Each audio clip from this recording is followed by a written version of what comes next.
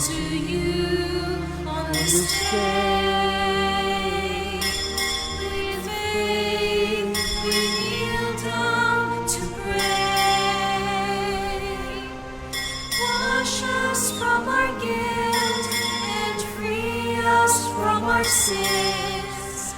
Teach us to love you, O Lord.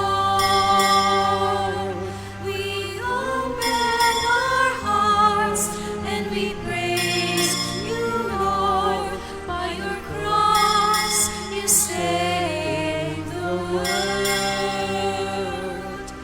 Forgive us our sins, have mercy on us. Teach us to love you, O Lord.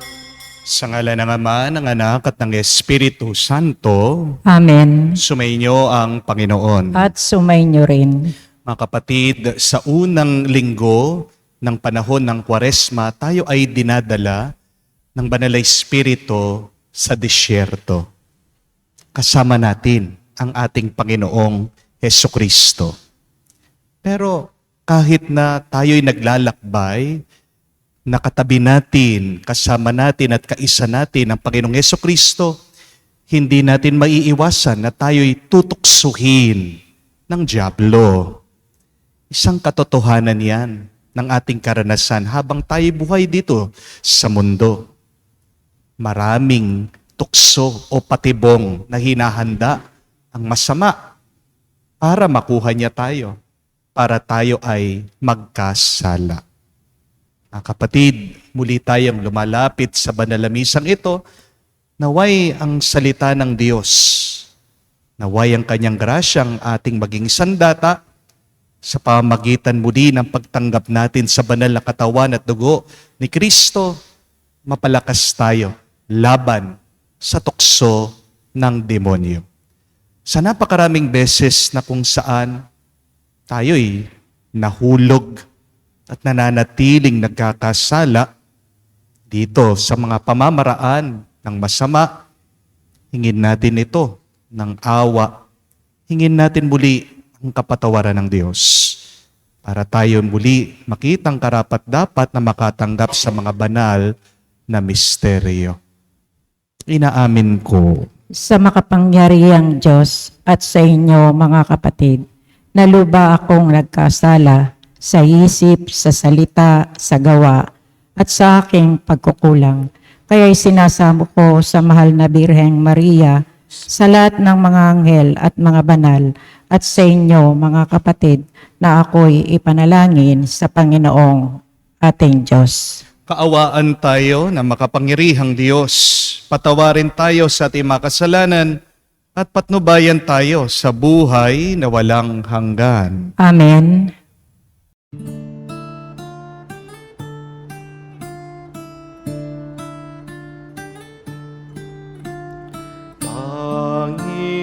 Panginoon, maawa ka. Panginoon, maawa ka.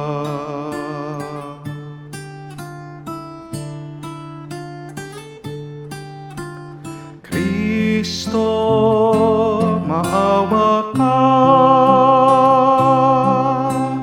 Kristo, maawa ka sa amin.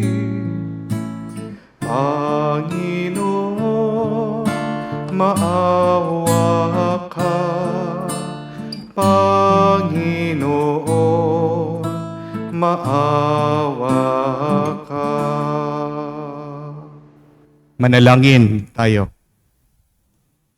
Ama naming makapangyarihan, sa taon-taon ng pagdiriwang ng paghahandang 40 araw para sa Pasko ng pagkabuhay, kami naway ay lalong umunlad sa pagtuklas sa hiwaga ng tagumpay ni Kristo upang masundan namin siya sa pamumuhay na marangal. Bilang aming tagapamagitan kasama ng Espiritu Santo, magpa sa walang hanggan. Amen.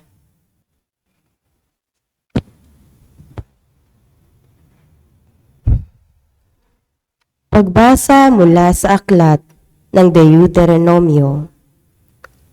Sinabi ni Moises sa bayan, ang mga unang bungang inyong iaalay ay kukunin ng saserdote at ilalagay sa harap ng altar. Pagkatapos ay sasaysayin ninyo ito sa harapan ng Panginoon. Isang pagala-galang Arameo ang aming ninuno. Maliit ang kanyang sambahayan nang magpunta sila sa Ehipto upang doon makipamayan. Ngunit dumating ang panahon na ang angkan niya'y maging malaki at makapangyarihang bansa. Hindi mabuti ang ginawang pakikitungo sa amin ng mga Ehipsyo. Pinahirapan nila kami at inalipin. Kaya dumulog kami sa inyo, Panginoon, Diyos ng aming mga ninuno, at dininig ninyo kami. Nakita ninyo ang aming pagdurusa, ang kahirapan at kahapihang dinaranas. Sa pamamagitan ng inyong kapangyarihan, ng mga kakilakilabot na gawa at mga kababalaghan, inalis ninyo kami sa Ehipto at dinala sa lupaing itong sagana sa lahat ng bagay. Kaya narito ngayon, Panginoon, ang unang bunga ng aming mga pananim sa lupaing ibinigay mo sa amin. Pagkasabi noon, ang dala ninyo'y ilalapag sa harap ng altar, saka kayo luluhod upang sambahin ang Panginoon. Ang salita ng Diyos. Salamat sa Diyos. Poon ko ako'y samahan sa dusa at kahirapan. Poon ko ako'y samahan sa dusa at kahirapan. Siyang naghahangad ng pagkupkop ng kataas-taasan ay nanatili sa kaninga niyong makapangyarihan. Makapagsasabi sa kanyang Panginoon, muog ka't tahanan, ikaw ang aking Diyos, ang Diyos na tangi kong pinagtiwalaan. Poon ko ako'y samahan sa dusa at kahirapan. Di mo aabuting ika'y mapahamak at walang daratal kahit anong uring mga paghihirap sa iyong tahanan. Susuguin niya ang maraming anghel. Silang na sumasbaybay, kahit sa ang dako ikaw maparoon, tiyak iingatan. Poon ko ako'y samahan sa dusa at kahirapan. Sa kanilang palad ay itatayo ka't silang magtataas nang hindi masasaktan ang mga paa mo sa batong matalas. Kahit ang tapakan mo ay ang mga leyon, ahas na mabagsik, di ka maaano sa mga serpiente at leyong mababangis. Poon ko ako'y samahan sa dusa at kahirapan. Ang sabi ng Diyos, aking ililigtas ang tapat sa akin at iingatan ko ang sinumang taong ako'y kikilalanin. Pag sila'y tumawag, laging handa ako na sila'y pakinggan. Aking sasamahan at kung may hilahil ay sasaklolohan. Aking ililigtas ang bawat isa ay pararangalan. Poon ko ako'y samahan sa dusa at kahirapan.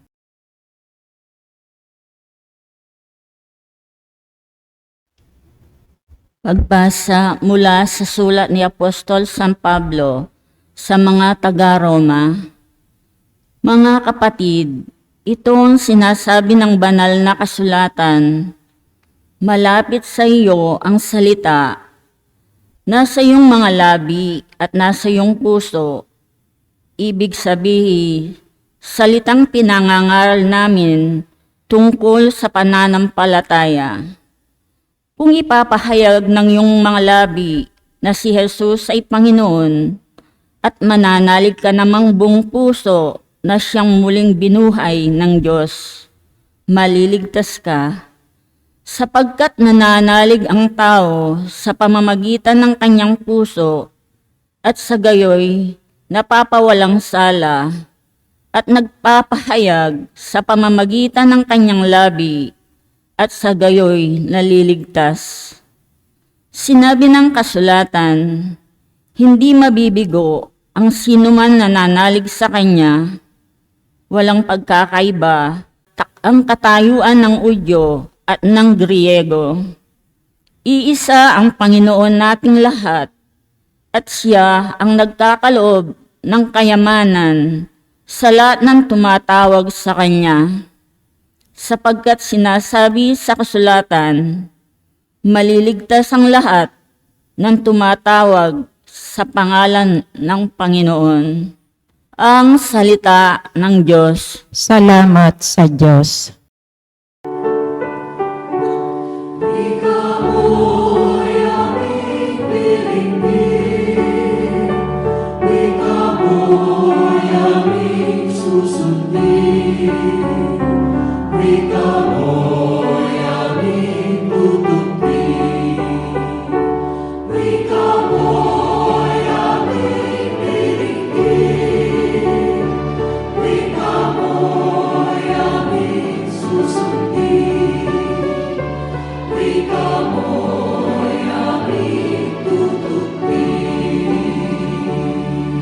Ang tao ay nabubuhay hindi lamang sa tinapay, kundi sa salitang mahal mula sa bibig na banal ng Ama nating may kapal. Sumainyo ang Panginoon. At sumainyo rin. Ang mabuting balita ng Panginoon ayon kay San Lucas. Papuri sa iyo, Panginoon. Nung panong yun, umalis si Jesus sa Jordan, puspos ng Espiritu Santo. Dinala siya ng Espiritu doon sa ilang. At sa loob ng 40 araw ay tinukso ng diablo.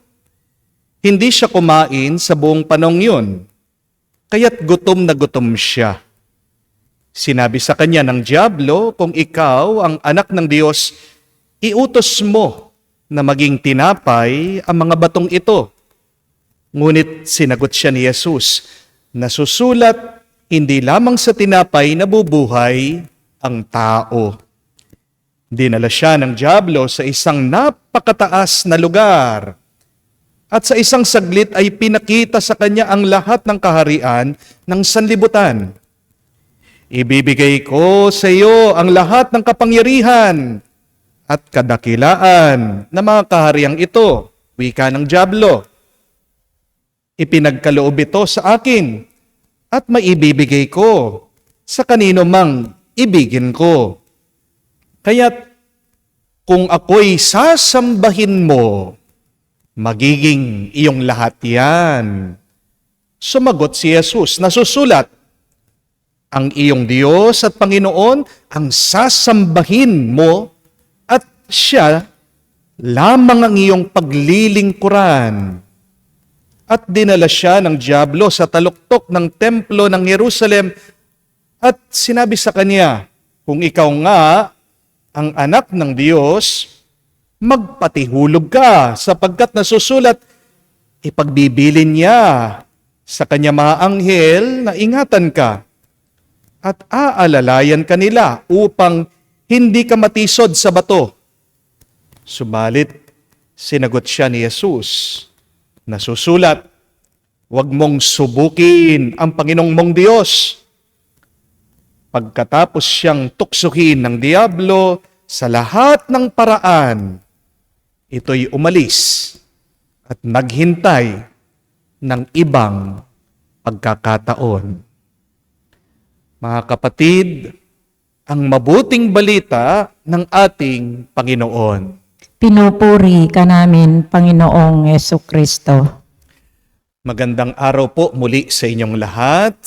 And a blessed Sunday po sa inyong lahat, lalong-lalo na sa ating pong mga masugid at tapat na kasali sa ating banal na misa.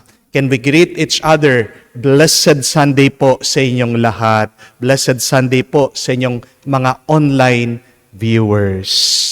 Meron pong isang kwento nung minsan tungkol sa isang bata-batang pari na nagpunta po sa isang matandang pari, 75 years old na po, na Monsignor. Retired na po itong paring ito. At sabi po nitong young priest, Father, nagigilty po ako tuwing nakakakita po ako ng maganda at sexing babae. Ang sasama po ng pumapasok sa aking kaisipan. Tanong po nitong matandang pare, do you entertain them? Sumagot naman po ang bata-batang pare, no, Father, but these sexy women are entertaining me. Sabi po, alam mo, anak, sabi po ng matandang pare, ganyan talaga, pagbata ka pa. Mararamdaman mo ang tukso. Ganyan. Subalit, kapag matanda ka na, kamukha ko, 75 years old, wala na yan. Hindi mo na mararamdaman yan. At habang pong nagsasalita itong matandang pare, itong Monsignor, aba, may napadaan po isang sexy, magandang babae na may maikling palda ang suot-suot niya. Bigla, napadilat po. Nanlaki ang mata nitong matanda na retired na pare. Tinitignan, pinagmamasdan itong maganda at sexing babae. Bigla siyang kinakalabit nitong batang pare. Sabi, Monsignor, kala ko po ba, pag 75 years old na kayo, wala na kayong mararamdaman na tukso. Bigla daw po sumagot itong matandang pare, ay hindi, 95 years old, 95 years old, sabi niya. Hindi po ba merong isang kanta, sabi, O tukso, layuan mo ako. Pero ang tanong, nilalayuan ba tayo ng tukso? Kahit na anong gawin natin, palaging nandyan ang tukso. Amen? At para hindi ka matukso, ikaw dapat ang lumayo sa tukso. Amen? Dahil hindi mo mapapakiusapan ang demonyo. Ikaw dapat ang lumaban sa demonyo. Amen? Kahit na ang ating Panginoong Hesukristo, narinig natin, tinukso siya. Kaya wag po kayong mag-alala kapag nakakaranas kayo ng tukso sa inyong buhay. Dapat nga, magpasalamat ka kapag tinutukso ka. Bakit? Kasi kapag hindi ka na tinutukso, isa lang ibig sabihin yan. Nagkakasala ka na. Understand that, my dear friends. When you are not tempted anymore, you are already sinning. Nagkakasala ka na kapag sinusundan mo ang tukso ng demonyo. Hindi ibig sabihin kapag ikaw ay tinutukso na ikaw ay nagkakasala na. Hindi po ba?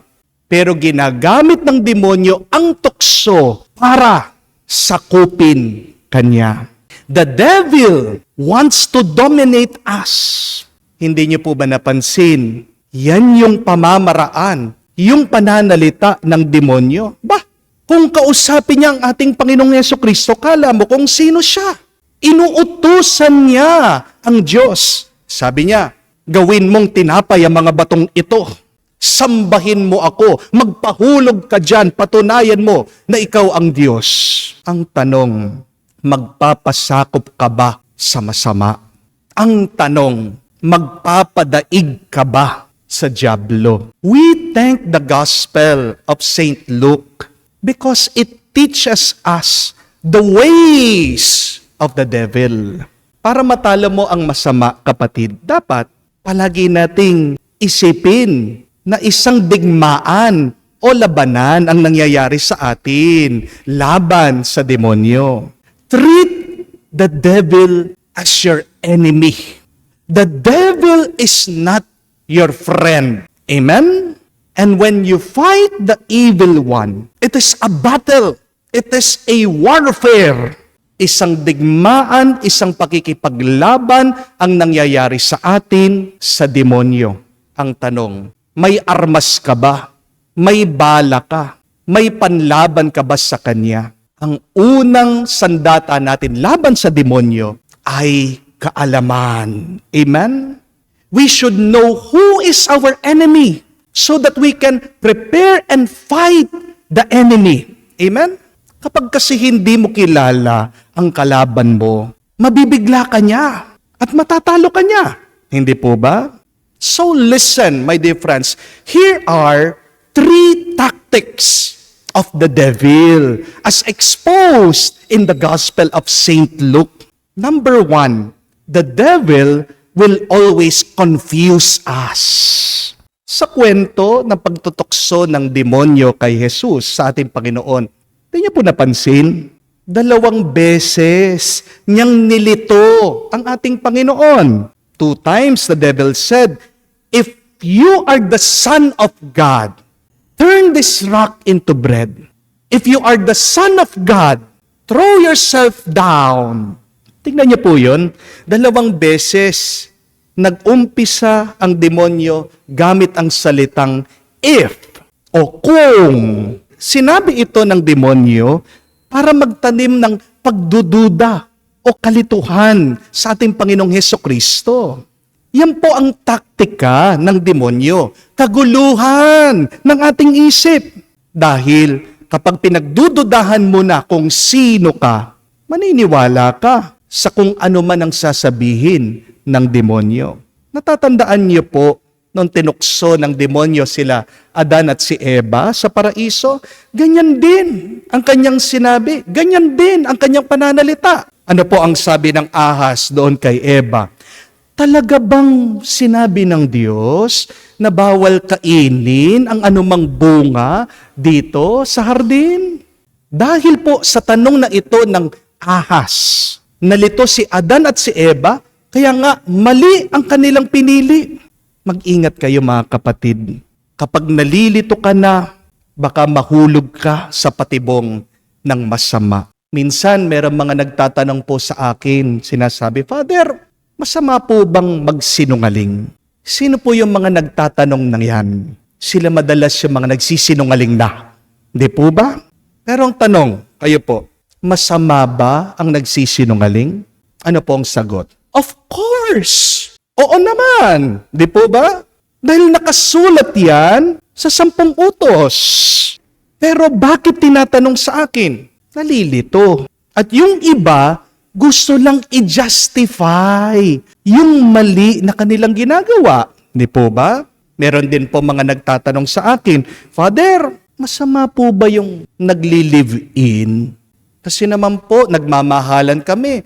Nagsisimba naman po kami, linggo-linggo. Masama po ba ang nagli-live-in? Sino po yung mga nagtatanong ng ganyan? Madalas, nalilito sila. Di po ba? Madalas ginagawa na nila. Madalas gusto lang nilang patunayan na hindi naman talaga masama yung kanilang ginagawa. Pero yan ang gusto ng dyablo. Kapag nalilito ka, kapag naguguluhan ka. Kasi ang talagang plano ng Diyos, hindi kaguluhan, kung hindi kaayusan. Amen? Go back to Genesis. When God created everything, it was clear, it was defined, it was organized. Yung liwanag, nakahiwalay sa dilim. Yung langit, nakahiwalay sa lupa. Yung lalaki, hiwalay sa babae. Ayaw ng demonyo, ng kaayusan, ng malinaw, ng maliwanag. Ang gusto niya, magulo, jumble-jumble. So be careful when you are confused sometimes in life. Because that is the way that the evil one is creeping, tempting you, getting you. Kaya mag-ingat ka pag nag-iisip ka na, dapat mo bang hiwalayan yung asawa mo dahil sumasama ng loob mo sa kanya? Dapat bang pumayag ka dyan sa gusto ng boyfriend mo? Dapat bang gastusin mo yung pera ng kumpanya dahil naghihirap ka? Dapat ba na huwag ka nang magbigay dyan sa iyong mga kamag-anak dahil wala naman silang pasalamat at utang na loob sa iyo? Dapat ba na sumuko ka na lang dyan sa sakit mo kasi parang hindi ka naman gumagaling? Kapatid, kapag meron kang pag-aalinlangan, kapag ikaw ay nalilito at hindi ka sigurado, magdasal ka. Amen? Dahil tanging sa pamamagitan lang ng pananalangin, diyan tayo magkakaroon ng kalinawan sa ating mga kaisipan. This is the first tactic. Beware when you are confused in life. That is the first way that the devil gets us. But the second way, second tactic of the evil one is making things appear good, beautiful, and attractive. Tanong ko po sa inyo ito.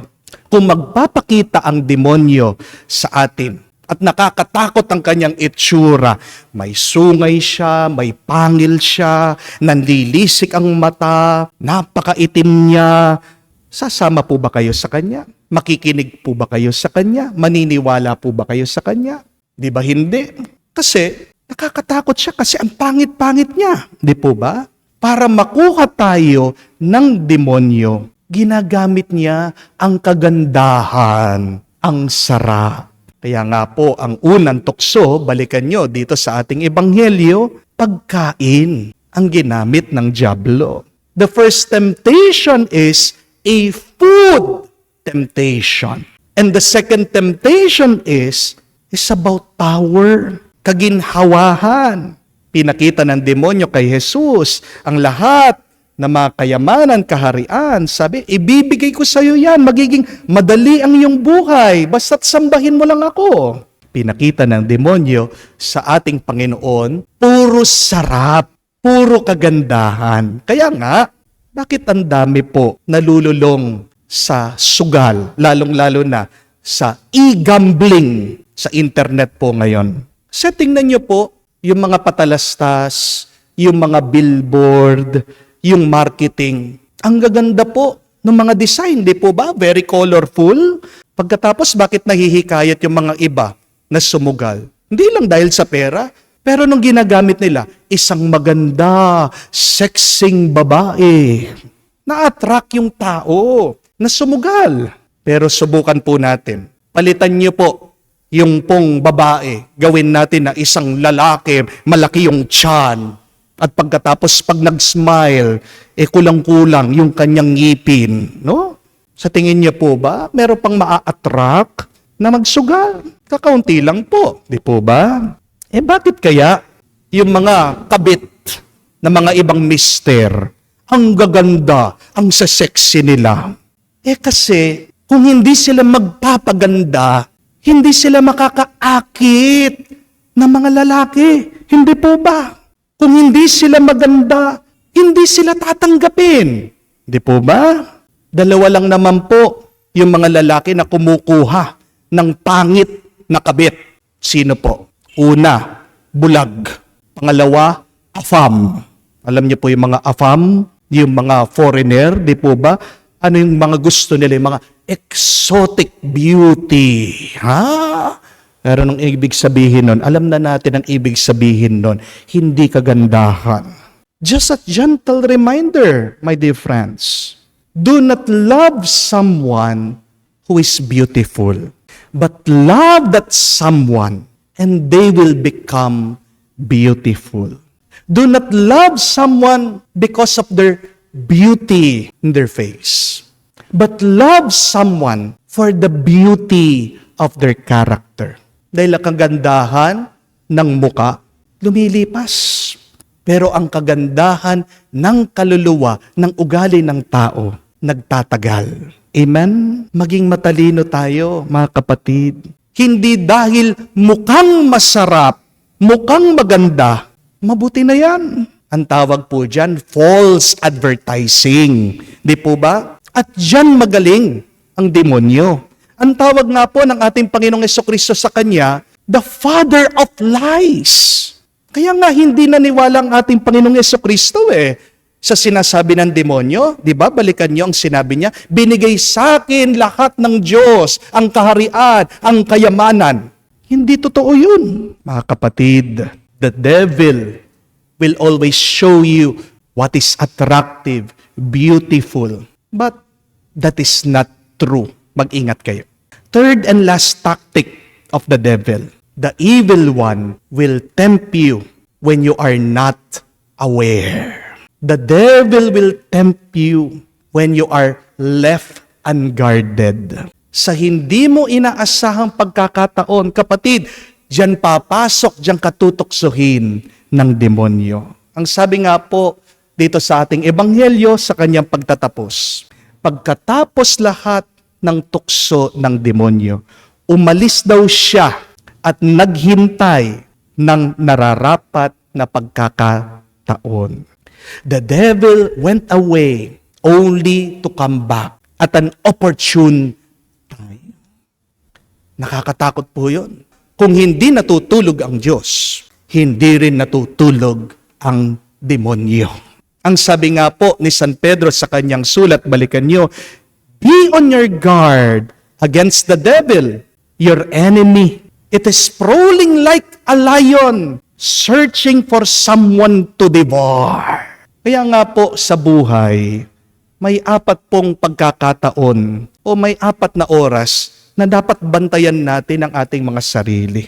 First, be aware of pride when you are on the top of your life. Second, be aware of bitterness when you are at the lowest of your life. Third, beware of greed when you're coming up on your life. And fourth, beware of despair when you're coming down on your life. Kapag nasa tuktok ka, mag-ingat ka sa kayabangan. Kapag nasa baba ka, mag-ingat ka sa sakit ng loob.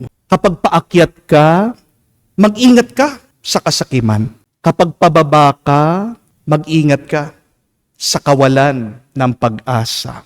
Kaya nga po, para matalo natin ang diablo, sa ating paglalakbay sa buhay, kapatid, sana palagi mong kasama ang ating Panginoon. Always listen to Jesus. Because Jesus' words are spirit and life. Amen? The devil cannot defeat you when you always walk with Jesus. Amen? The devil does not have any power over you if you always talk and listen to Jesus.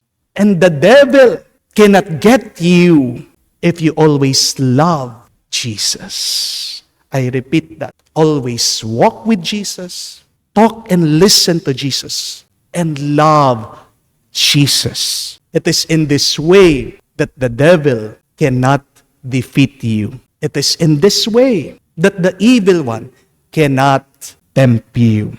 Mga kapatid, tandaan po natin ang 3 panunuksot pamamaraan ng diablo. Sa pagkalito ng ating kaisipan, ginagamit niya ang sarap at kagandahan. At naghihintay palagi ng panahon ang demonyo kung saan tayo ay mahina, kung saan hindi tayo listot nakabantay. Para lumayas ang demonyo, para tumigil ang tukso, una, labanan mo siya. Pangalawa, layuan mo siya. Ikaw mismo, lumayo ka sa kanya. Pangatlo, lumakad tayo palagi, nakikiusap, nakikinig at nagmamahal sa ating Panginoong Hesukristo. Diyan, hindi tayo kaya ng masama dahil yan ang ating lakas at sandata laban sa Kanya. Labanan natin siya ngayon at magpa sa walang hanggan. Amen. Sumasampalataya ko Sa Diyos, sa mga makapangyarihan sa lahat, na may gawa ng langit at lupa. Sumasampalataya ako kay Jesucristo, isang anak ng Diyos, Panginoon nating lahat. Nagkatawang tao siya, lalang ng Espiritu Santo. Ipinanganak ni Santa Mariang Birhen. Ipinagpakasakit ni Poncio Pilato. Ipinako sa krus, namatay, inilibing. Nanawag sa kinaroroonan ng mga yumaho, nang may 3 araw na buhay na maguli, umakyat sa langit, naluluklok sa kanan ng Diyos sa mga makapangyarihan sa lahat. Doon magmumula paririto at hukom sa nangabubuhay at nangamatay na tao. Sumasampalataya naman ako sa Diyos Espiritu Santo, sa banal na simbahang Katolika, sa kasamahan ng mga banal, sa kapatawaran ng mga kasalanan, sa pagkabuhay na muli ng nangamatay na tao, at sa buhay na walang hanggan. Amen. Sa buhay natin ay napakaraming tukso. Kung minsan tayo'y natitisod at nadarapa. Buong pagpapakumbaba at pagtitiwala nating hilingin sa Panginoon ang biyayang pahalagahan natin ang ating pananagutan at misyon sa buhay na tulad na ginawa ni Jesus. Ating sabihin, Panginoon, dinggin mo kami. Panginoon, dinggin mo kami.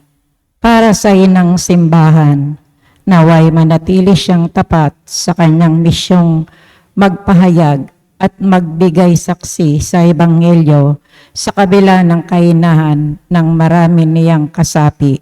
Manalangin tayo. Panginoon, dinggin mo kami. Para sa Santo Papa, ating obispo, at lahat ng namumuno sa atin, naway itaguyod nila ang mga pampahalagahang espiritual sa harap ng patuloy na panunuligsa ng materialismo, kalayawan at komersyalismo. Manalangin tayo.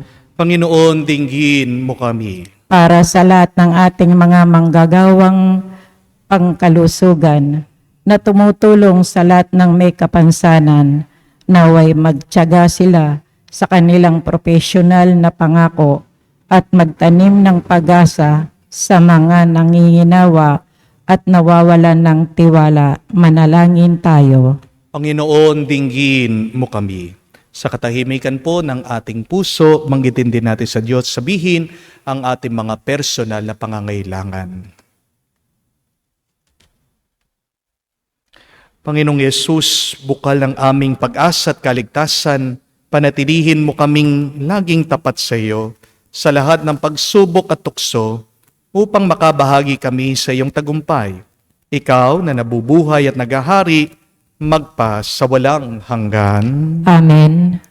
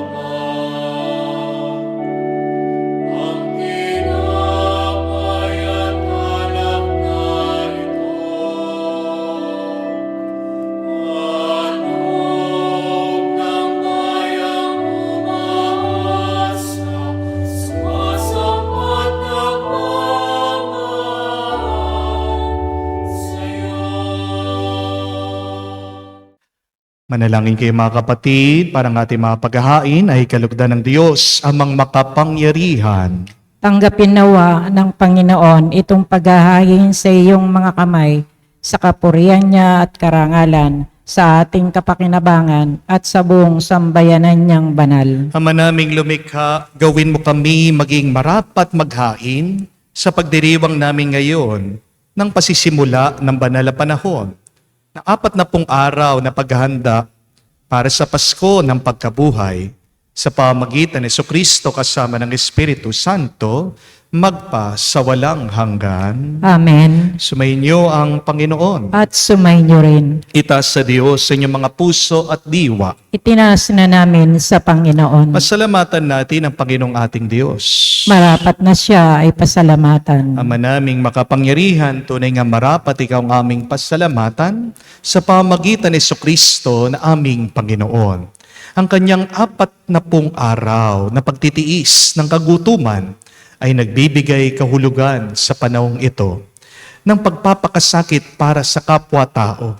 Ang pagtalikod niya sa tuksong maging makasarili ay nagturo sa aming harapin ang pagpapakabuti upang kaisa niya maging malaya kami sa pagdulog sa hapag ng huling hapunan na siyang hantungan ng lahat sa kalangitan. Kaya kaisa na mga anghel nagsisiawit ng papuri sa iyo nang walang humpay sa kalangitan.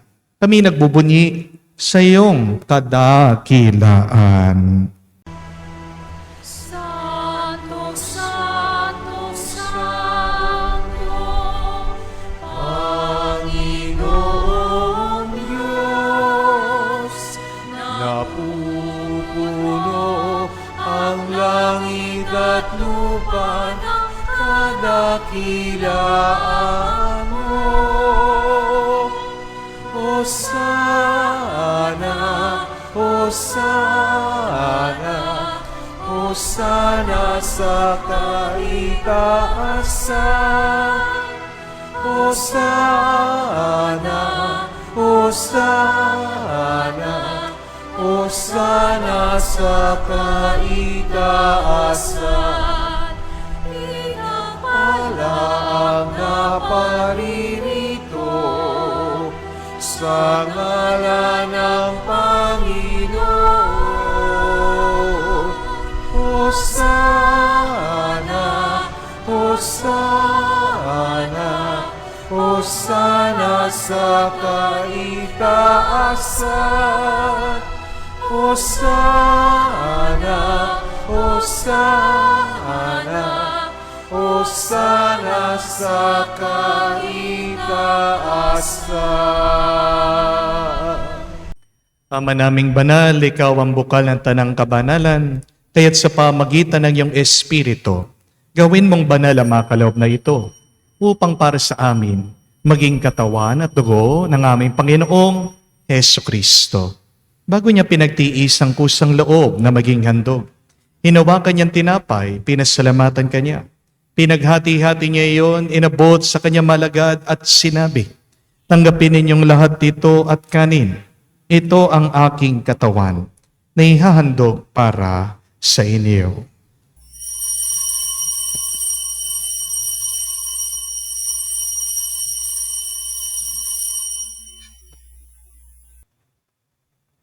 Gayon din naman na matapos ang hapunan, hinawakan niyang kalis. Muli kanyang pinasalamatan. Inabot niya ang kalis sa kanya malagad at sinabi, tanggapin ninyong lahat ito at inumin. Ito ang kalis ng aking dugo, ng bago at walang hanggan tipan. Ang aking dugo na ibubuhos para sa inyo at para sa lahat, sa ipagpapatawad ng mga kasalanan. Gawin ninyo ito sa pag-alaala sa akin.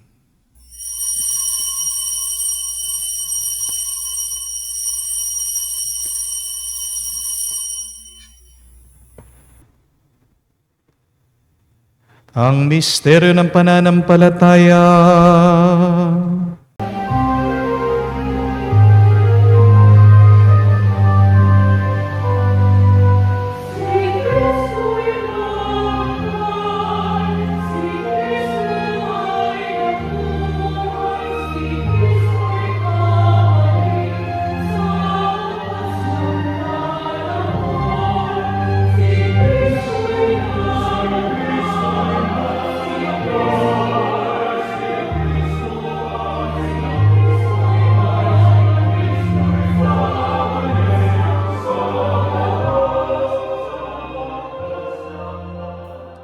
Ama, ginagawa namin ngayon ang pag-alaala sa pagkamatay, muling pagkabuhay ng iyong anak.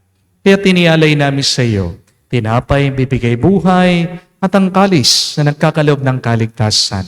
Kami nagpapasalamat dahil kami ang minarapat na tumayo sa harap mo para maglingkod sa iyo. Sinasamo namin kami magsalo-salo sa katawan at dugo ni Kristo ay mabuklod sa pagkakaisa sa pamamagitan ng Espiritu Santo. Amalingapin mong iyong simbahan laganap sa buong daigdig. Puspusin mo kami sa pag-ibig. Kaisa ni Francesco, aming Santo Papa, si Florentino, aming Arsobispo at ng Tanang Kaparian. Alalahanin mo rin ang aming mga kapatid na nahimlay, may pag-asang sila'y muling mabubuhay. Gayon din naman lahat ng mga pumanaw. Kawan mo't sila't patuloyin sa iyong kaliwanagan. Kawan mo't pagindapatin kaming lahat na makasalo sa iyong buhay na walang wakas. Kaisa na mahal Beren Maria, Ina ng Diyos.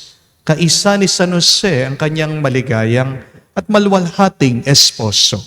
Kaisa na mga apostol at lahat ng mga banal na namuhay dito sa daigdig na kalugod-lugod sa iyo. May pagdiwang nawa namin ang pagpupuri sa ikararangal mo sa pamamagitan ng iyong anak, aming Panginoong Jesucristo.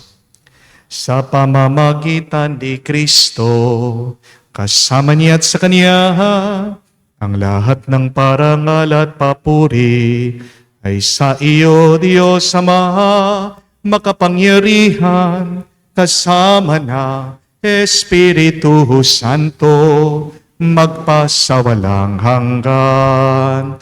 Amen, amen, amen.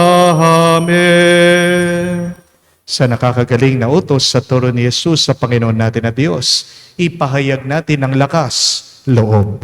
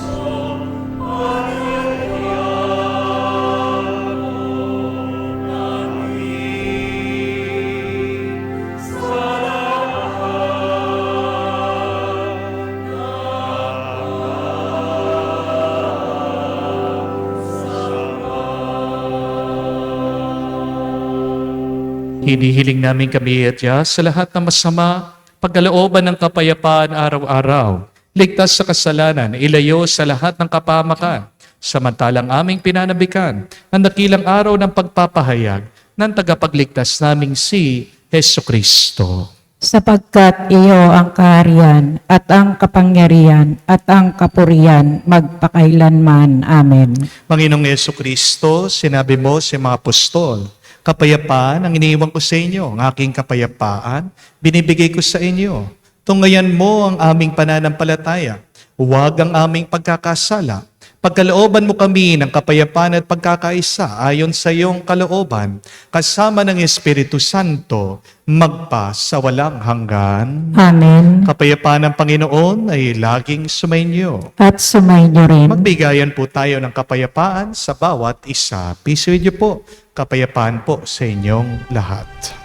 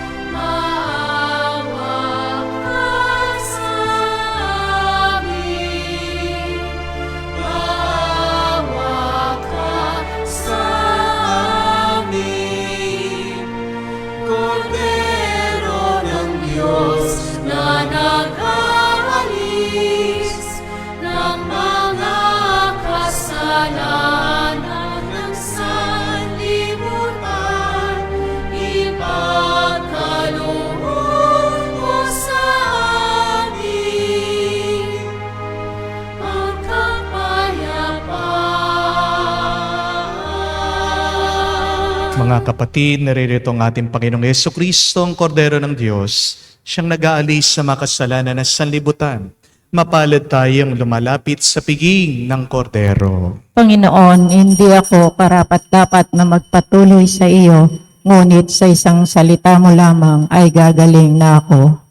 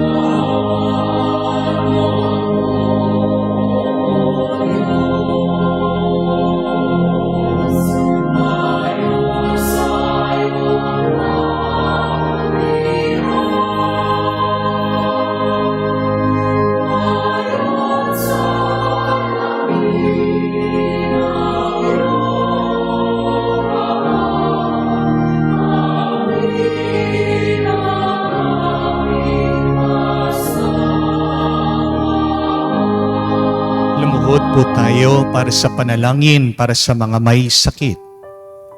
Panginoong Yesus, lumalapit po kami sa iyo ngayon upang idulog ang kagalingan ng mga may sakit. Haplusin niyo po sila at pagkalooban ng panibagong lakas upang sila ay muling makapaglingkod sa iyo. Patawarin niyo po sana sila sa kanilang mga kasalanan at pagkalooban ng kagalingang pangkaluluwa. Sa katahimikan po ng ating puso, banggitin natin sa Diyos ang pangalan ng mga kapatid nating humihiling ng mabilis na kagalingan. Hinihiling namin ito sa ngalan ni Kristo, aming Panginoon. Amen. Panalangin para sa mga OFW. Ama, pinapanalangin namin sa iyo natatanging kahilingan ng lahat ng mga nagtatrabaho sa ibang bansa. Tulungan mo sila bawat sandali ng kanilang buhay habang nasa ibang bansa. Palakasin mo sila kapag pinanghihinaan sila ng kalooban. Pagalingin mo sila tuwing nagkakasakit. Haluin mo sila kapag nalulungkot sila. Ilayo mo sila sa anumang masama at kapahamakan upang magpatuloy sila lagi sa kanilang buhay. Mapahalagan nawa ng kanilang pamilya ang bawat sakripisyo nila sa ibang bansa upang wag masayang ang kanilang pagpapagal. Kaawaan at pagkalooban mo ng biyaya ang lahat ng mga OFW dahil sa iyo lamang aas at wala ng iba pa. Ang lahat ng ito ay aming sama-samang panalangin sa ngalan ni Jesus. Amen. Banal na mukha ni Jesus. Awan mo kami. Tumayo po tayo, manalangin tayo. Ama naming mapagmahal, kami pinapakinabangan mo sa pagkaing iyong bigay ay tumanggap ng pampalakas ng pananampalataya, pampatibay ng pag-asa at pampaalab ng pag-ibig. Matutuhan nawa naming damhin ang gutom at pananabik sa tunay na pagkaing nagbibigay buhay upang kami makapamuhay sa bawat salita na namumutawi sa iyong bibig sa pamagitan ni Jesucristo kasama ng Espiritu Santo magpa sa walang hanggan. Amen. Mga kapatid, hindi tayo lalayuan ng tukso ng demonyo. Hindi tayo titigilan ng masama.